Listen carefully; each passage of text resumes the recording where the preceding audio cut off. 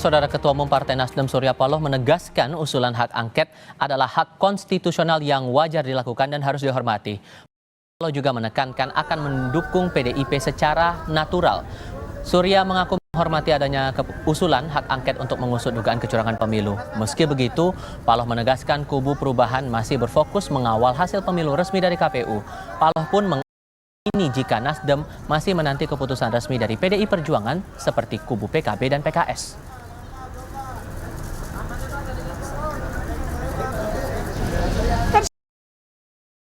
Sayang sekali kita ada hak konstitusional diinisiat siapapun itu, terutama barangkali saat ini adalah kawan-kawan dari Partai Demokrasi Indonesia Perjuangan misalnya. Nah, kita katakan tidak baik, kita katakan kurang, kita tidak sepakat. Itu hak dalam berdemokrasi. Tapi sikap kita dalam hal ini pendukung Mas Anies dan Caimin dalam koalisi perubahan jelaslah memberikan support, memberikan katakanlah dukungan ke arah itu. Prosesnya bagaimana? Ya biarkan dia mengalir aja secara natural aja. Barangkali ini tiga-tiga semuanya masih sayang sama PDIP ya. Pak, terkait dengan pertemuan nggak ada jarak kali. Pak, walaupun memang kalau masih menunggu pasti itu. Kalau nggak kenapa? Untuk apa ditunggu itu?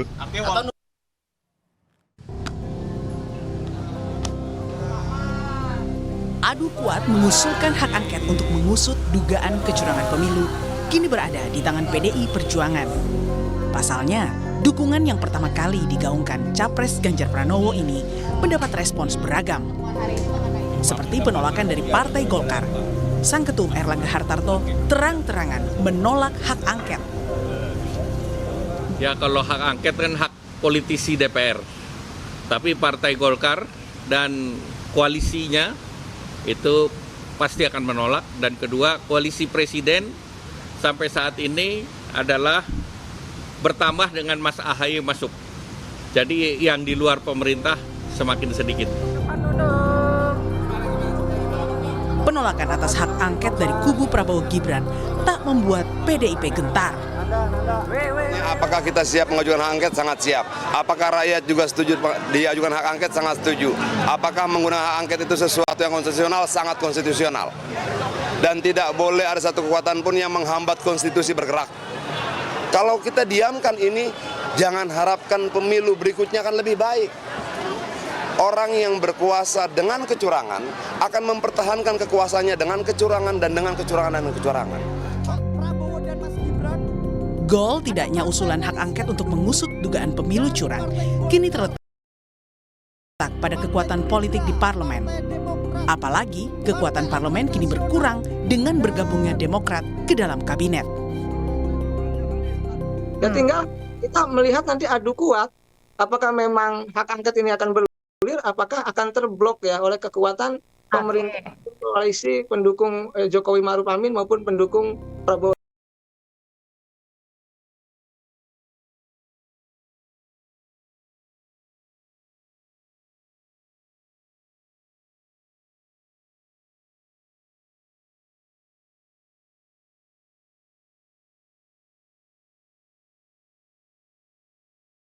Ini penting untuk menjawab berbagai spekulasi dan narasi bila pemilu tahun ini tidak jurdil. Tim Liputan.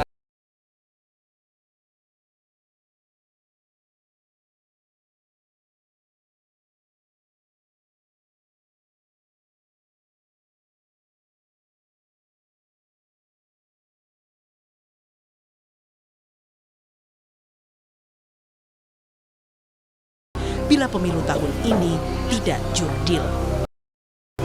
Tim Liputan, Kompas TV.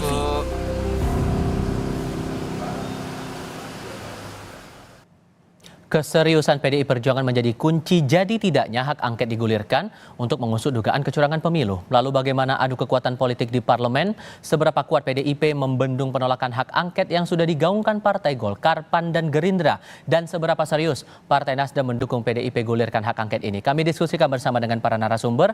Bergabung saat ini politisi Partai Nasdem Irma Suryani, lalu politisi Partai Golkar Maman Abdurrahman, dan pengamat politik Ray Rangkuti. Selamat sore semuanya, apa kabar? Selamat sore. Terima kasih semuanya sudah bergabung bersama kami. Bu Irma, kalaupun betul kemudian Koalisi Perubahan menilai Pilpres kali ini atau pemilu kali ini banyak kecurangannya, kenapa masih harus nunggu PDIP lagi untuk pengajuan hak angket, Bu? Ini kan hak anggota DPR. Sesungguhnya kami dari Partai Nasdem bersiap karena tidak mungkin hanya Partai Nasdem sendiri kan yang melakukan hak angket. Karena kalau Partai Nasdem sendiri tidak cukup. Tentu kita menunggu dari pihak PDIP maupun teman-teman yang lain karena hak angket ini tidak bisa dilaksanakan kalau hanya satu partai saja. Jadi tidak bisa memulai Nasdem duluan begitu? Lah, yang duluan ngomong hak angket itu kan PDIP. Ya toh, kita tentu bersama-sama harusnya seperti itu. Jadi jangan kemudian justru dorong-dorong kita duluan ke depan, PDIP yang harus di depan dong. Kan PDIP yang pertama menggulirkan itu. Jadi kami mendukung secara penuh karena memang ini konstitusional, itu saja. Oke, ini pandangan hal yang wajar, hak konstitusional, Bung Maman. Tapi dari awal Golkar sudah menyatakan menolak begitu. Ini kesannya takut atau gimana sebetulnya dari Partai Golkar kalau ada hak angket semacam ini? Makasih Mas. Saya ingin sampaikan ini adalah proses konstitusional yang dimiliki oleh anggota Dewan. Jadi saya pikir semua memahami itu dan menghormati itu. Lalu yang kedua, kalau dikatakan takut, ya enggak Mas. Karena begini, kita ini kan lagi fokus dalam proses perhitungan. Isu dan narasinya kan masalah isu kecurangan. Jadi sebetulnya kalau memang kita mau tahu bahwa ini ada proses kecurangan ataupun tidak, ya biarkan dulu ini berproses, berjalan sampai selesai. Nah, di mana kan setiap partai itu kan ada saksi-saksi. Yang di situ nanti partai itu kontrol melalui saksi-saksinya. Nah, yang kita khawatirkan nanti kalau masuk ke proses hak angket, ini kan proses politik, bukan proses hukum.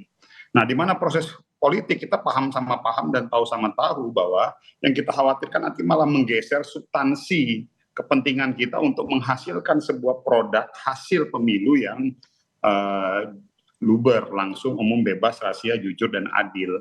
Nah, sebetulnya yang mau kita pertahankan itu terlebih dahulu, kita fokus dulu nih kepada proses perhitungan. Dan saya kan juga melihat kan semua ini kan juga ikut terlibat. Kita masih lagi proses perhitungan pencalekan, proses perhitungan pilpres dari tingkat kabupaten sampai provinsi dan sampai RI. Jadi kepentingan Golkar itu lebih kepada untuk memprioritaskan terlebih dahulu proses perhitungan ini. Baru nanti kita evaluasi lebih lanjut. Kekhawatiran bergeser substansinya tuh kekhawatirannya ke arah mana menurut Anda, Bung Maman? Ya kita nggak tahu, kan kita paham, kan kita mengerti bahwa kalau misalnya betul-betul ingin mendorong, menghasilkan sebuah proses, ya masukkan itu dalam sebuah proses hukum, mekanismenya kan ada. Tapi pada saat ini didorong kepada proses politik, ya kita memiliki hak pandangan, ya ini kan kita mengantisipasi, kita hanya ingin bahwa kita fokus terlebih dahulu kepada proses perhitungan itu saja. Bahwasanya kita menghormati teman-teman yang mencoba mendorong hak angket, ya nggak ada masalah, sah-sah saja kalau memang itu dibuka ke ruang fasilitas itu. Tapi kalau momentum dan timingnya saja itu mungkin yang kami dari Golkar melihatnya belum, momentumnya kurang tepat kalau hari ini didorong hak angket. Oke. Momen tunggu seperti ini, Bung Rey, apakah dianggap wajar atau ada hal-hal yang mungkin akan diperhitungkan juga kalau kemudian hak angket ini akan digulirkan begitu dan menunggu PDI Perjuangan buka suara dan memulai pergerakan lebih awal? Tapi jawabnya nanti ya Bung Rey, kita akan lanjutkan diskusi usai jeda berikut ini. Bung Rey, saling tunggu untuk hak angket di DPR ini, apakah ada hal yang juga diperhitungkan partai politik? Saya kira nggak ada lagi karena semuanya sudah oke, tinggal sebetulnya actionnya ya. Nah, siapa yang akan memulai? Semuanya bisa memulai karena kan persyaratannya minimal 2 partai kan, minimal 2 fraksi yang melakukan pengusungan dengan jumlah 25 anggota DPR kan. Itu menurut saya mudahlah didapatkan. Misalnya PDI bisa nyumbang 20 orang, mungkin satu partai yang lain nyumbang 5 orang, kan sudah ada 25 gitu. Mbak Ibu Irma Suryani saya kira akan siap mengusung ya, Bu Irma ya. Siap. Agak, setidaknya saya udah dapat 2 nih. Iya, tadi pagi saya dengan Bung Daniel dari PKB, dia juga siap. Sekarang Mbak Irma udah siap, udah 2, dan PDI macam-macam. Saya kira udah tinggal tunggu tanggal 5 Maret lah Mas. Dan dinamikanya menurut Anda ini akan mulus perjalanannya? Kalau untuk pengajuan menurut saya ya, sampai bahkan mungkin ke rapat paripurna pertama, yaitu rapat yang menyatakan untuk menerima hak angket ini gitu. Nah, paling nanti di ujungnya kan kalau kita dengar Bung Maman kan Bung Maman juga nggak gusar-gusar amat kan dengan angket ini gitu ya. Beliau cuma mengingatkan, ya pikirkan timingnya gitu. Jadi bukan pikirkan angketnya itu boleh apa enggak gitu. Nah, inilah kalau timingnya ya inilah waktunya. Kan nggak mungkin kita angket nanti pada bulan Agustus. Kalau Agustus diangket, ya Oktober udah selesai masa jabatan presiden kan. Memang ini waktunya, sebab angket ini bisa sampai 6 bulan kan. Kalau sampai masa kerja presiden sampai 6 bulan ke depan. Justru kalau diperlama-lama, kehilangan momentum. Presidennya sudah nggak ada, baru keputusan DPR-nya dibuat, kan aneh juga gitu. Oke. Kalau begitu Bu Irma, karena yang terakhir yang muncul juga perbincangannya, diskursusnya, kapan nih kira-kira Pak Surya Paloh akan melakukan pertemuan begitu dengan Bu Megawati? Apakah ini sudah ada penjadwalan atau rencana pertemuan begitu untuk membahas hak angket ini? Terkait dengan hak angket ini, Ketua Umum kami sudah menyampaikan ke seluruh anggota Dewan di DPR untuk siap ya mendukung penuh hak angket ini. Jadi ada pertemuan ataupun tidak ada pertemuan dengan Bu Mega, kami siap dengan mendukung penuh hak angket ini. Jadi sebenarnya nggak perlu nunggu pertemuan dengan Bu Mega dulu baru kemudian kami mendukung hak angket, tidak. Hari ini pun kami sudah siap dengan seluruh kekuatan penuh untuk mendukung hak angket ini. Kenapa? Karena memang ini hak konstitusional yang memang dijamin oleh undang-undang dan inilah yang memang harus dilakukan sesuai dengan regulasi. Jadi kenapa harus menunggu pertemuan dengan Bu Mega dan lain sebagainya? Ya tidak perlu seperti itu menurut saya. Dan topik besarnya itu dalam hak angket ini tidak hanya Pilpres tapi juga Pileg juga akan dibawa isu ini? Semua Pileg dan Pilpres itu menjadi satu kesatuan. Ya salah satunya memang soal sirekap KPU yang memang menurut saya memang nggak benar sama sekali ya, ngawur gitu loh ya. Karena ada data-data yang harusnya sudah ajak gitu, tiba-tiba turun dengan tiba-tiba gitu ya. Ini yang juga menjadi masalah di masyarakat, kebingungan masyarakat melihat sirekap KPU ini juga membuat KPU ini pilihan pemilu hari ini juga menjadi tercoreng menurut saya seperti itu. Oke, karena posisi Golkar sudah jelas menolak, Bung Maman, apakah kemudian ada langkah-langkah politik yang diambil Golkar untuk biar... Saya kira Golkar tidak menolak, mereka tidak ingin ikut menandatangani hak pengajuan. Tapi nanti kita nggak tahu di paripurna. Kalau gitu saya kasih giliran ke Kang Maman kalau gitu. Bung Maman, gimana tuh secara politik ya terakhir, singkat saja. Kalau tanya ke saya, ini hak angket ini kita udah bisa baca ke ujung-ujungnya bakal kemana. Makanya tadi kami itu lebih ingin, yuk kita ini fokuslah kepada apa sih yang menjadi titik permasalahan. Proses perhitungan suara ini kan masih sedang berproses. Yang kedua ini sebetulnya kalau ada istilah kita ini sebetulnya isu-isu hak angket ini urusan-urusan umbang-umbang aja nih kalau kata orang kampung. Apa tuh maksudnya tuh? Ini urusan umbang-umbang aja, ya silakanlah ditafsirkan sendiri. Makanya tadi kita lebih menekankan kepada jangan sampai kita malah menggeser substansi permasalahan ataupun isu atau kepentingan yang lebih besar.